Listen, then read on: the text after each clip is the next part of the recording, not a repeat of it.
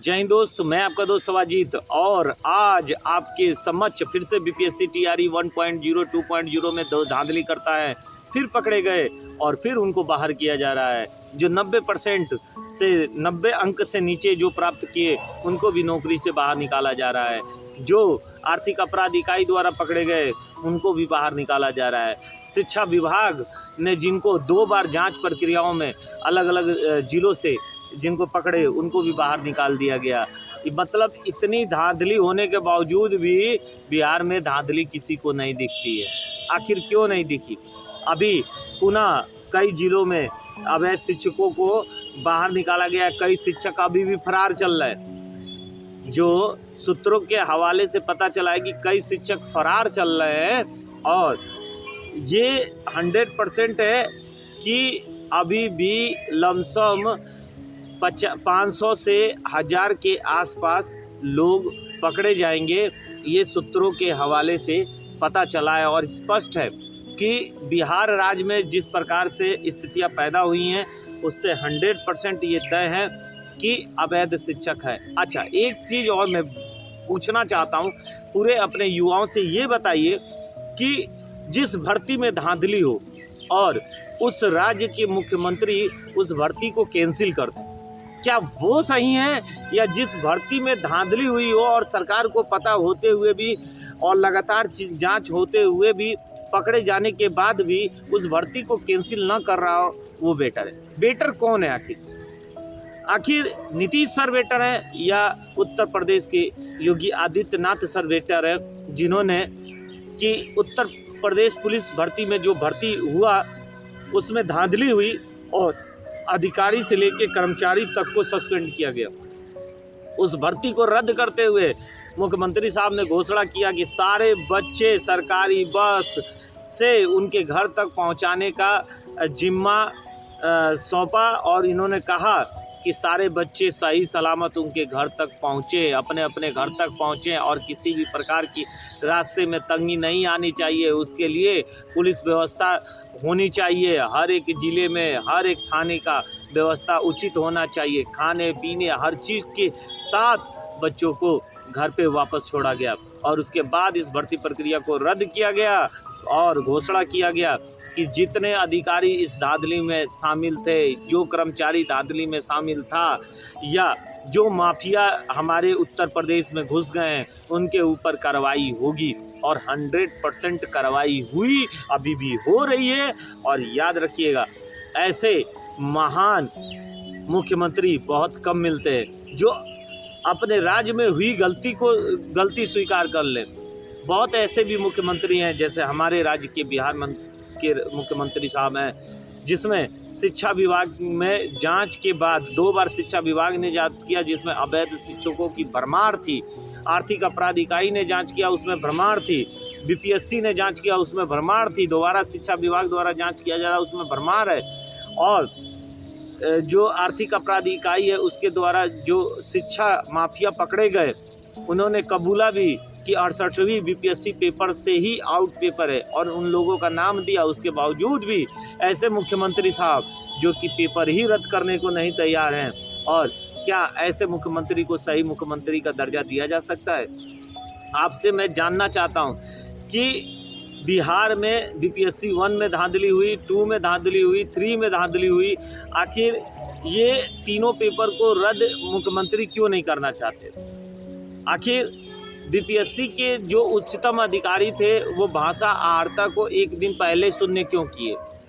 विज्ञापन जारी होने से पहले ही क्यों नहीं शून्य किए? अगर भाषा आहर्ता में फेल थे, 4 ही लड़के पास थे, 4 ही लड़कों को भर्ती क्यों नहीं किया गया? इसके मतलब है कि खेला तो कहीं और था और सूत्रों के हवाले से पता चला है कि 12 से 15 लाख का इसमें खेला हुआ है।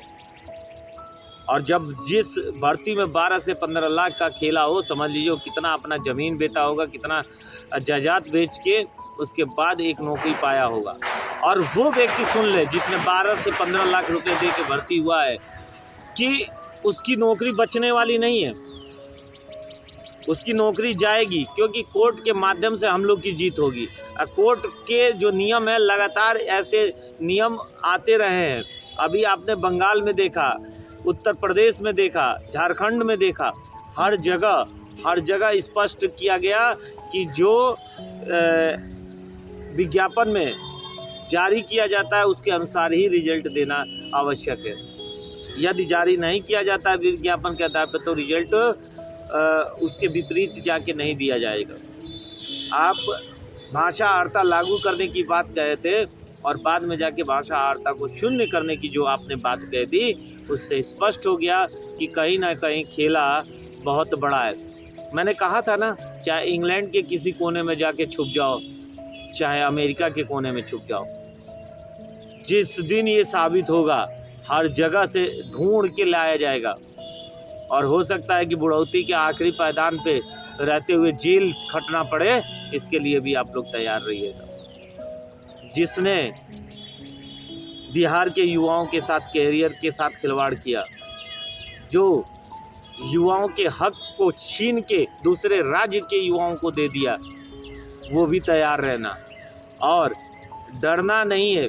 जैसे हम लोग ने डट के अभी तक सामना किया है, लड़ा है, अपने हक की, अधिकार की मांग किया है, वैसे आप लोग भी डट के खड़े रहिए, अपने अधिकार की मांग करिए, हम लोग की जीत होगी। बस यही है कि विश्वास जैसे बना के रखे थे वैसे रखिए। अभी बीपीएससी 3.0 में आपने देखा है कि दोबारा री एग्ज़ाम होने जा रहा है। जो ऐसे शिक्षक थे जिन्होंने कि असरकारी रूप में कार्य कर रहे थे और उनको दोबारा फॉर्म भरने का मौका दिया गया है और वो भी आपके साथ फाइट करेंगे।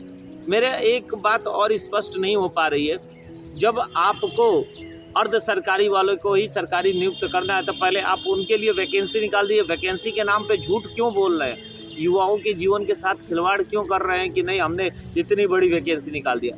अरे बहुत बड़ी वैकेंसी निकाल के जो अर्ध सरकारी है उनको सरकारी आप बना रहे हो, तो युवाओं को उसमें रोजगार कहाँ दिए?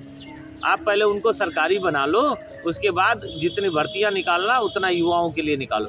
या तो युवाओं के लिए निकाल लो तो उनको इस भर्ती में सम्मिलित न करो। झूठे वादे करके झूठा भर्ती दिखा के आज हम लोग के कैरियर में खिलवाड़ किया जा रहा है। अगर आज भाषा आर्ता लागू हो जाए तो मैं बता रहा हूँ 40 अंक वाला भी अभ्यर्थी भर्ती हो जाएगा। जिसने 40 अंक प्राप्त किया है वो अभ्यर्थी भर्ती हो जाएगा। और 1,21,000 की भर्ती करनी है, 95,000 की भर्ती नहीं करनी थी कि जो आप 95,000 की भर्ती करके पूरे युवाओं के साथ छल किए, धोखा दिए और मुख्यमंत्री के हाथों आपने ज्वाइनिंग लेटर बंटवाया था। और मुख्यमंत्री साहब, इस बात पे आपको गौर करना होगा कि बिहार में आपके साथ भी छल किया गया। केवल युवाओं के साथ छल नहीं किया गया, आपके साथ भी छल किया गया। जो अवैध शिक्षक थे उन शिक्षकों का लेटर आपके हाथों से बंटवा दिया गया और 95,000 का केवल बंटवाया गया, न कि 1,21,000 22,000 की वैकेंसी के लिए बंटवाया गया। तो इनके ऊपर, इन अधिकारियों के ऊपर सख्त से सख्त कार्रवाई करिए और इनको नौकरी से निकालने का एक प्रस्ताव जारी करिए कि ये जो अवैध कर्मचारी हैं जिनके वजह से आज बिहार में चाहे वोटिंग सिस्टम हो, चाहे ये धांधली सिस्टम हो, इसमें इन लोग शामिल हैं। जय हिंद, जय भारत।